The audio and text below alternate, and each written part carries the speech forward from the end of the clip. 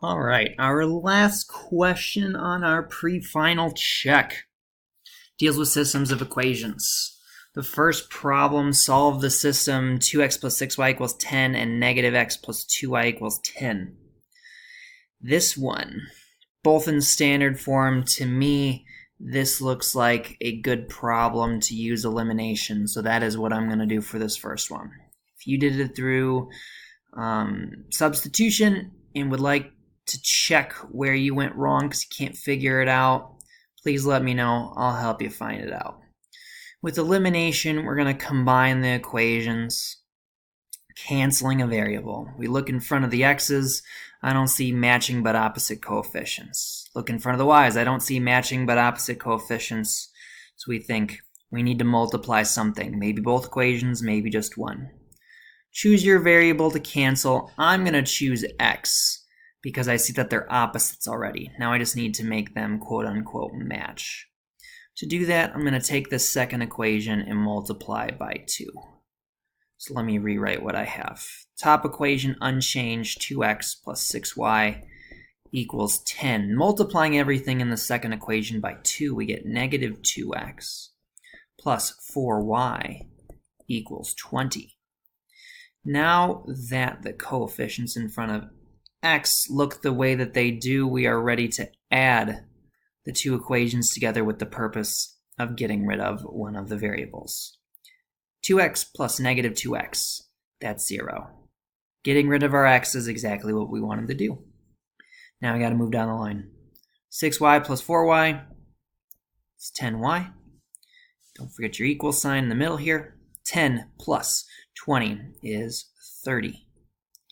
So 10y equals 30 is what we have left. Divide both sides by 10 and we get y equals 3. Now to find your x value, you're going to take this value of 3, plug it into either of the two equations up at the top, or anything above it really, but I'm going to go all the way to the top. I'm going to choose the first one. Doesn't matter. 2x plus 6y, but instead of y, we're going to replace it with 3 because we know it's equal to 3. Equals 10. 6 times 3 is 18. We're going to subtract that to the other side. We get 2x equals negative 8. We're going to divide by 2, and x is going to be negative 4. If we want to write our answer as an ordered pair, that's going to be negative 4, comma 3. The x comes first. For the second problem, if you got there, this one, the way it's set up, looks like a really good substitution problem because we have a variable x, which is by itself. So we look at that other equation where the variable isn't by itself, and we think to ourselves, if x is alone, then we can replace x with what it's equal to. Now, what is x equal to? It's not simply just a number, but it's equal to 3 minus y. So I'm going to replace this x with 3 minus y. Now, this equation we have only has y's in it, which means we can solve it. So multi-step equation requires a little bit of distributing, combining like terms. So let's get that going. 3 times 3 is 9. 3 times that minus y is minus 3y minus 5y equals 17. Now, thinking about our two sides of our equation, there are 3 terms on the left. Combine like terms, no opposite operations if you're staying on the same side. So we see this negative 3y, this minus 5y. We're going to combine those. So minus 3 minus 5, that gives us minus 8y over here. Now, we subtract 9.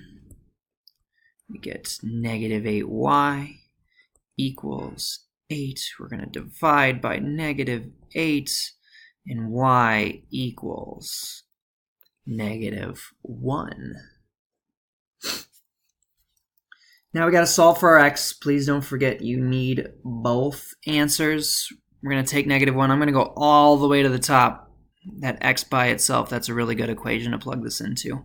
3 minus, we're going to plug in -1, subtracting -1, the same thing as adding, so x equals 4, or as an ordered pair, 4 comma -1.